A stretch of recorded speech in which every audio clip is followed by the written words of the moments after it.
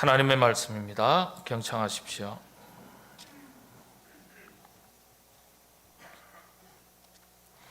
야곱이 가나안 땅 곧 그의 아버지가 그리하던 땅에 거주하였으니 야곱의 조건은 이러하니라. 요셉이 17세의 소년으로서 그의 형들과 함께 양을 칠 때에 그의 아버지의 아내들 빌하와 실바의 아들들과 더불어 함께 있었더니 그가 그들의 잘못을 아버지에게 말하더라. 요셉이 꿈을 꾸고 자기 형들에게 말하며 그들이 그를 더욱 미워하였더라. 아멘. 말씀드린 대로 세대 통합 예배 매월 마지막 주에 드립니다. 부모님, 자녀들이 함께 드리는 예배인데요. 문화는 함께 하는 것이 참 중요한 것 같습니다.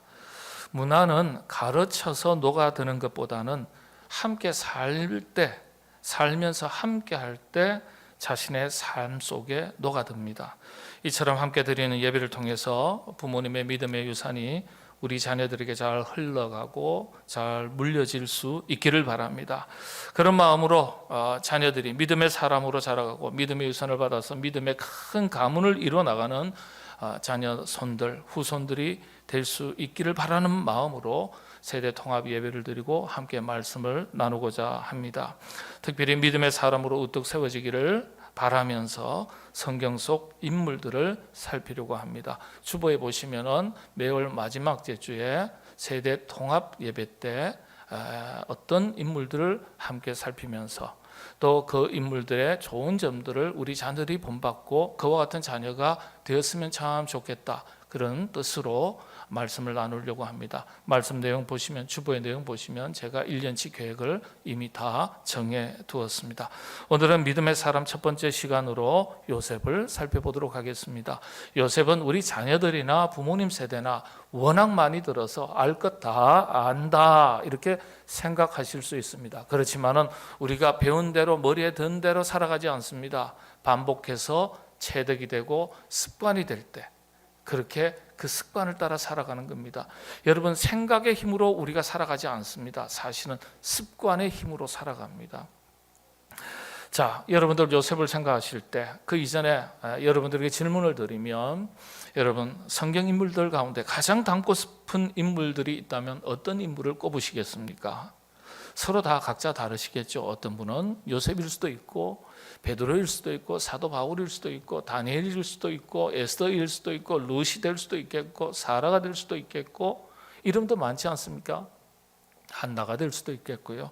우리 교회도 요셉이지만 한문으로 따지면은 쓰기가 불편하니까 요섭이라고도 합니다. 예, 요섭이 있어요. 예, 찬양대에 있습니다. 네. 우리 교회만 있는 게 아니라 제 친한 선배 목사님도 요셉입니다. 그런데 한문 주민등록상에는 요섭으로 씁니다. 아마 저희 교회 한 번쯤 오실 것 같습니다. 참 목회를 훌륭하게 하시는 분이신데, 예, 자, 다 각자 다르지만 오늘 말씀드리려고 하는 요셉은요, 어떤 인물일까요?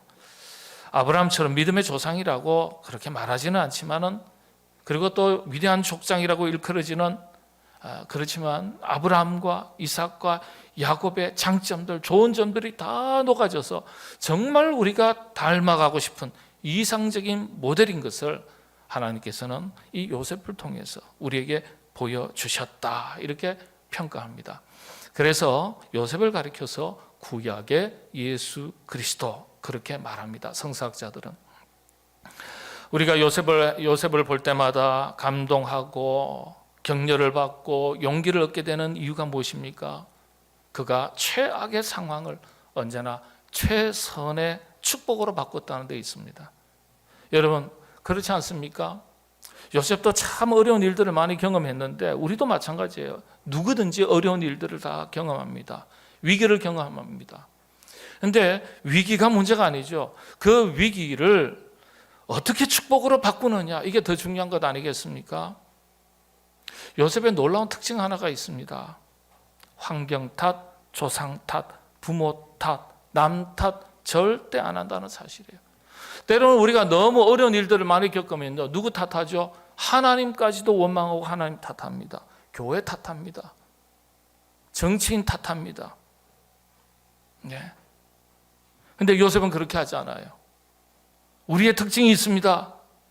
그리스도인들조차, 믿음의 사람들조차도 이 시대를 살아가면서 어떤 이런 특징들이 많이 녹아나 있어요.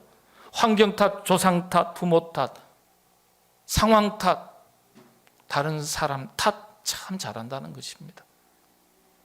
요셉을 보면 그렇게 억울하고 그렇게 원통하고 그렇게 절망적인 상황을 경험하면서도 그럼에도 불구하고 그 가운데서 절대 하나님을 원망하지 않는다는 사실입니다. 자기를 그렇게 힘들게 했던 형들을 미워하지 않습니다. 요셉을 보는 감동이 여기에 있습니다.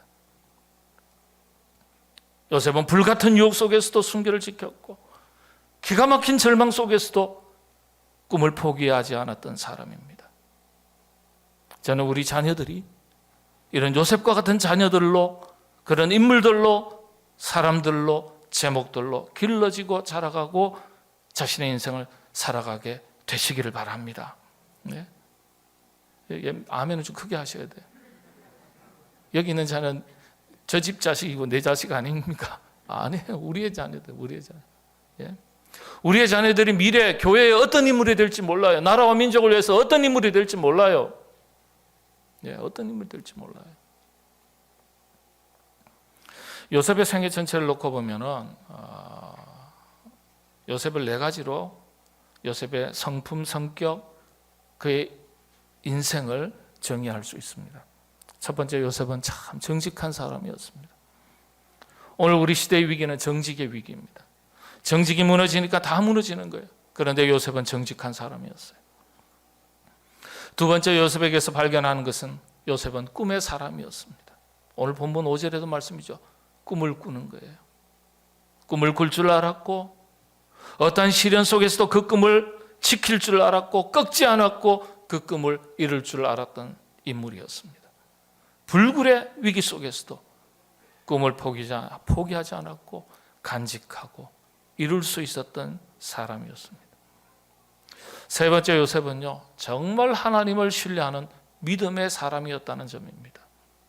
하나님을 신뢰할 수 없는, 신뢰하기가 정말 어려운 상황 속에서 그런 사건들, 상황들을 만났지만은 요셉은 변함없이 언제나 하나님을 신뢰했다는 거예요.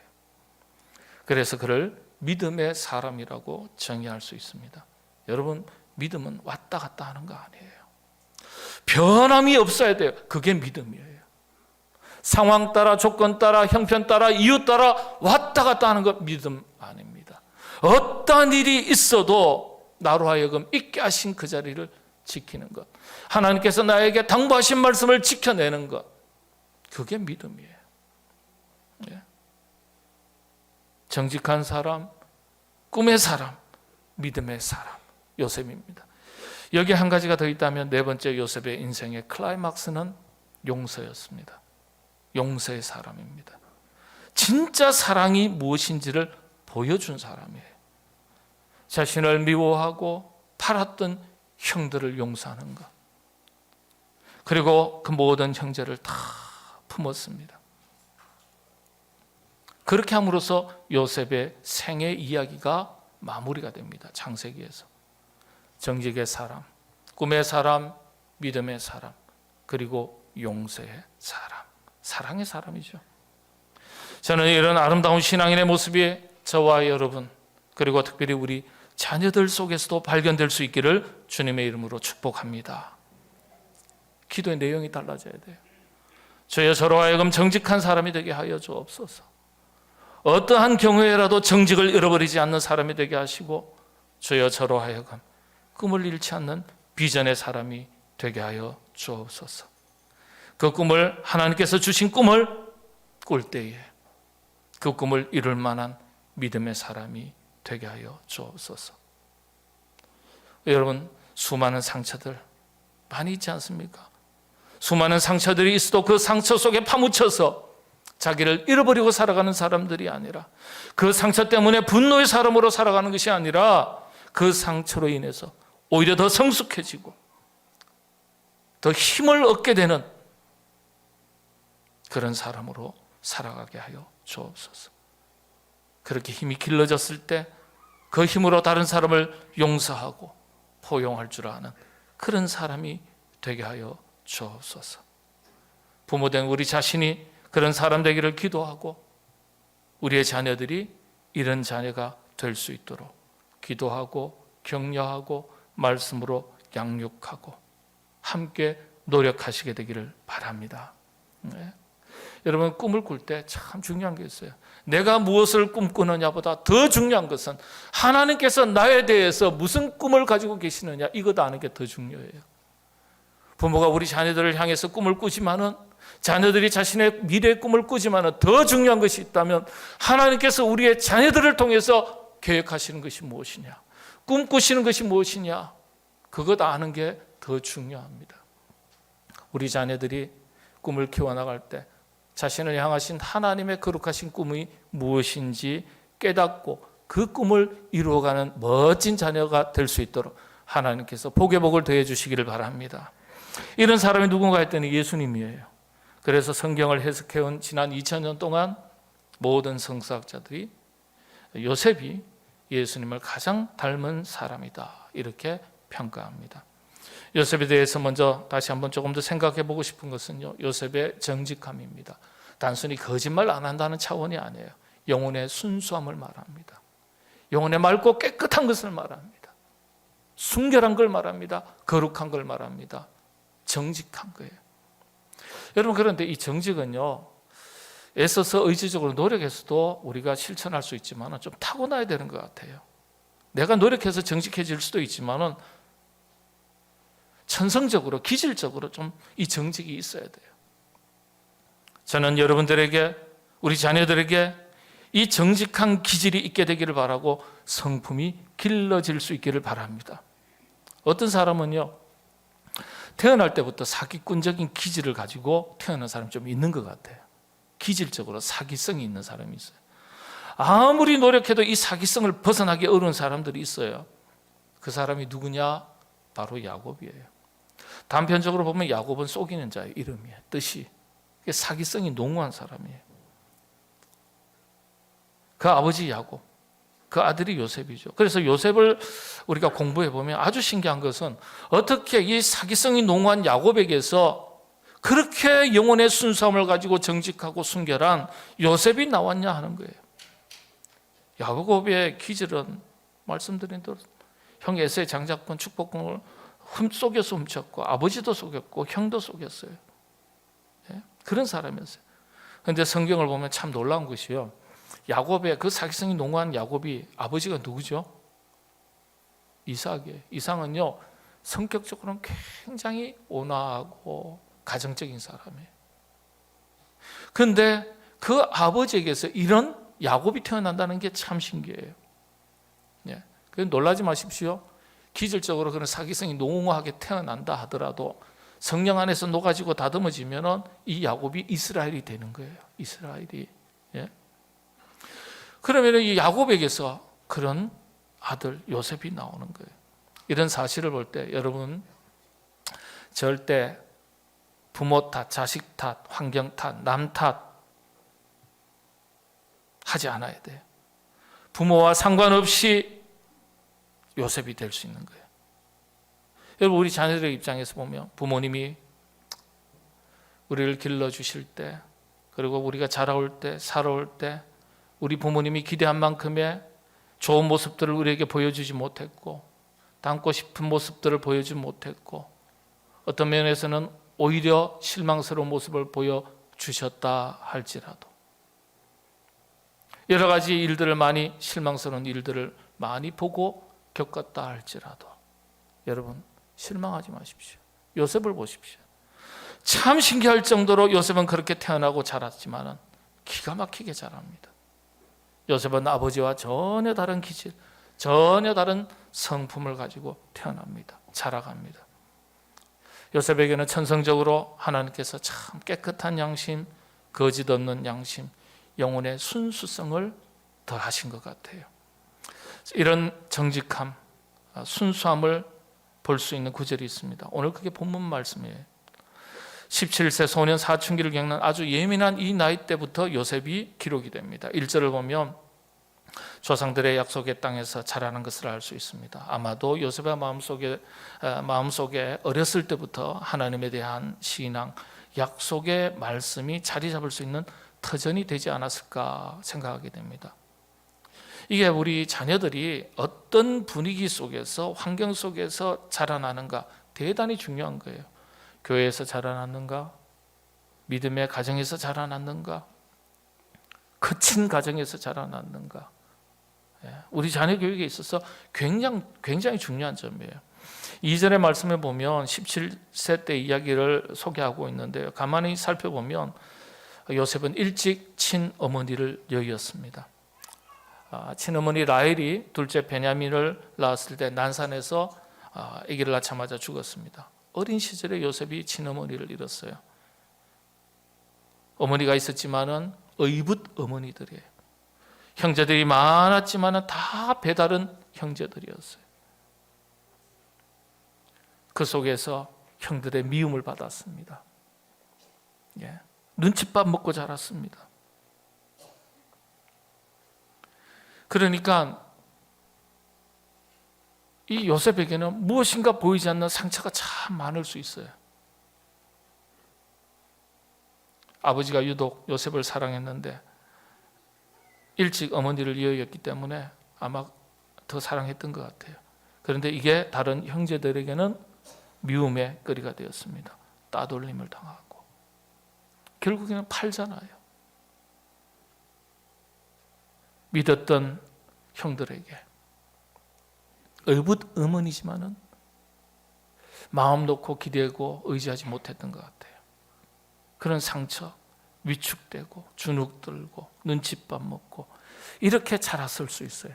그런데 요셉의 전생의 이야기를 살펴보면 놀라운 게 하나 있습니다. 놀랍게도 상처가 없어요. 상처가. 저는 여러분들이 상처가 없기를 바랍니다. 여러분들이 살아온 삶의 환경이 어떠하든지 남아있는 상처가 없기를 바랍니다. 상처받을 일이 없어서 상처가 없는 것이 아니에요. 수많은 상처받을 일을 만났어도 겪었어도 상처가 없어요. 믿음 안에서 상처가 다 녹아지고 성화가 되는 거예요. 우리 자녀들이 앞으로 살아갈 이 세상 속에 왜 상처가 없겠어요? 어려운 일을 만나는 게 왜 없겠어요? 그러나 상처를 만날 때, 좌절을 겪을 때, 아픔을 겪을 때 상처 속에 파묻혀서 분노의 자녀로 자라가는 것이 아니라 정말 오히려 그 상처 속에 더 성숙해져서 더 멋지게 자신의 인생을 꾸려가고 지켜가고 펼쳐가는 믿음의 자녀로 자라갈 수 있게 되기를 바랍니다. 여러분 그렇지 않습니까? 환경이 어려우면요 상처를 쉽게 받아요. 말씀드린 대로 부모가 내가 생각하는 이상적인 부모가 아닐 때 상처를 받고요. 꿈을 꾸지만 그 꿈을 이루어갈 수 없을 때 상처를 받고요. 뜻하는 대로 되지 않으면 상처를 받고요. 그런데 이런 상처가 내 성격을 삐뚤어지게 만들고 말도 삐뚤어지게 하고 혈기를 부리고 남을 시기하고 필요 없는 경쟁을 하게 하고 영혼의 순수함을 잃어버리게 하는 거예요. 그런 성품으로 만들어가기가 쉽습니다. 그렇지만 요셉을 보십시오. 이런 환경 속에서도 놀랍게도 요셉은요 쭉쭉 뻗어가는 대나무처럼 환경과 상관없이 상처 없이 그가 자랐다고 하는 것은 기적 중에 기적이에요. 상처가 없는 게 아니에요. 상처가 있어도 하나님 안에서 믿음이 있었기에 다 녹아지고 성화가 되는 거예요. 아버지가 그렇게 교육을 했을까요? 아버지 자신이 사기성이 농후한 사람인데 무슨 교육을 했겠어요? 여러분 그래서 기억하십시오. 우리의 부모님이 내가 생각하는 이상적인 부모님이 아니어도 내가 생각하는 환경이 이상적인 참 좋은 환경이 아니어도 얼마든지 우리는 상처 없이 오히려 상처를 극복하고 영혼의 순수성을 지키면서 살아갈 수 있다는 사실입니다. 2절을 보면 요셉의 그 정직함의 성품을 볼 수 있습니다. 불의와 거짓을 용납하지 않는 성격이라는 사실이에요. 두 첩이 소개됩니다. 몸종이었습니다. 요셉은 거기서 난 자녀들과 함께 어렸을 때부터 양치기를 했습니다. 그런데 이 첩들의 자식들이 불의한 일을 행했어요. 이걸 요셉이 보게 됩니다. 그런데 눈 감지 않고 못 본 채 하지 않고 아버지에게 다 일러 바칩니다. 이걸 뭐라 그러죠? 우리 친구들 이런 걸 뭐라 그러죠? 형들이 나쁜 짓 했는데 이걸 아버지 어머니에게 다 일러바쳐요. 이걸 뭐라 그러죠? 고자질. 네, 맞습니다. 고자질이에요. 고자질.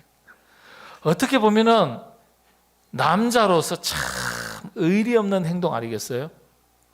고자질은 좋은 게 아니죠. 그걸 좋은 것이라고 생각하는 사람은 아무도 없어요. 여러분, 그렇다면 과연 요셉이 고자질한 것입니까? 아니, 어떻게 같은 형제들끼리 실수한 것을 아버지에게 일러바쳐서 혼이 나게 한다면 그게 좋은 일입니까?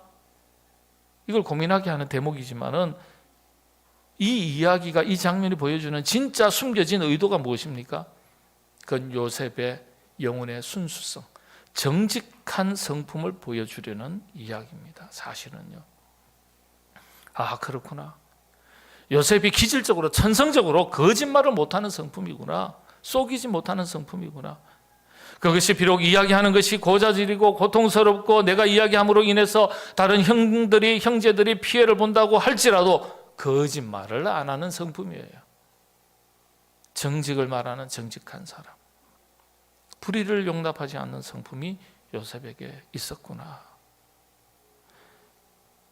그 형들을 미워해서 고자질한 것이 아니라는 증거가 어디 있냐면요, 이후에 아버지가 광야 들판에 있는 형들에게 도시락을 가져다 주라고 요셉을 시킵니다.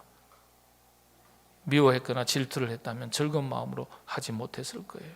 그런데 성경이 놀라운 기록을 하고 있어요. 요셉이 도시락을 들고 형들을 찾아갈 때 기쁜 마음으로 도시락을 들고 그 형들에게 찾아갔다. 이렇게 성경에 기록되어 있습니다.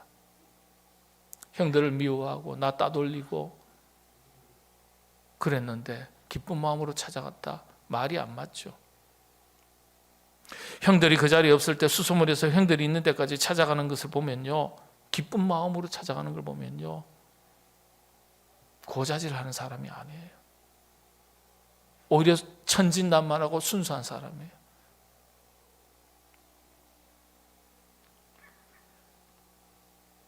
우리의 위기는 마음의 정직성을 잃어버리는 데 있습니다. 우리는 정직하면 손해볼 것 같다고 생각합니다. 그래서 알면서도 모르는 척, 보고서도 안 본 척 말을 바꿉니다. 자신의 유익을 위해서 자신에게 유리하도록 말을 더하기도 하고 빼기도 하고, 사건을 전부 자기 중심적으로 해석하고 바꿔버립니다. 그리고는 현실을 아주 우리가 지혜롭게 살아간다고 생각합니다. 그런데 착각이죠. 우리가 요셉에게서 배우는 첫 번째 메시지는 영혼의 순수함입니다. 정직성이에요. 그는 숨길 수가 없었고 말하지 않을 수가 없었고 오해를 받고 손해를 본다 할지라도 요셉의 성품, 기질 속에는 이 영혼의 순수함, 정직성이 있었다는 사실입니다. 그래서 우리가 그렇게 기도해야 돼요. 기도할 때마다 주님, 내 자신에게서, 우리 자녀들에게서 이 민족 가운데 정직함이 있게 해 주옵소서. 우리 그리스도인들은 영혼의 순수성을 잘 지켜갈 수 있어야 돼요. 이 세상에 아무리 어두워도, 오염되는 것이 많아도, 수많은 상처가 있어도, 상처받을 일이 있어도 영혼의 순수함, 거룩함을 잘 지켜갈 줄 아는 우리 자신, 우리 자녀들이 되게 하여 주옵소서. 그렇게 기도하시게 되기를 바랍니다. 기도할 때 하나님께서 우리 자녀들을 그렇게 길러주시기를 바랍니다. 이 시대, 오늘날 우리 시대의 교회가 가지고 있는 최대의 위기는 예수님을 잘못 믿는다는 데인 거예요. 잘못 믿는다는 게. 그리고 잘못 믿는 게 아니라 교회가, 교인들이 정직하지 않다는 데 있습니다. 성경을 그렇게 많이 읽고 기도도 많이 하는데 우리 삶 속에 영혼의 순수함과 거룩함을 잘 지켜가지 못하는 경우가 참 많습니다. 여러분, 어두운 세상에서 영혼의 순수함을 잘 지켜서 빛의 자녀로서 빛과 소금의 사명을 잘 감당하는 우리 교회 온 성도들, 특별히 우리 자녀가 되도록 하나님께서 그런 자녀로 길러주시도록, 우리를 그렇게 인도해 주시도록 하나님께서 큰 은혜 더해 주시기를 주님의 이름으로 축복합니다. 기도하겠습니다. 주님, 영혼이 참 순수했던, 정직했던 요셉의 모습을 본받아서 우리가 그렇게 살아갈 수 있도록 인도하여 주옵소서. 우리 자녀들이 요셉과 같은 자녀로 자라가기를 원합니다. 저들의 환경이, 형편이, 처지가 어떠하든지, 가정이 어떠하든지 요셉처럼 꿋꿋하게 자신의 꿈을 꾸게 하시고 그 꿈을 이루어가게 하시고 하나님의 역사에 크게 쓰임받는 제목들이 되게 하여 주시옵소서. 예수님의 이름으로 기도하옵나이다. 아멘.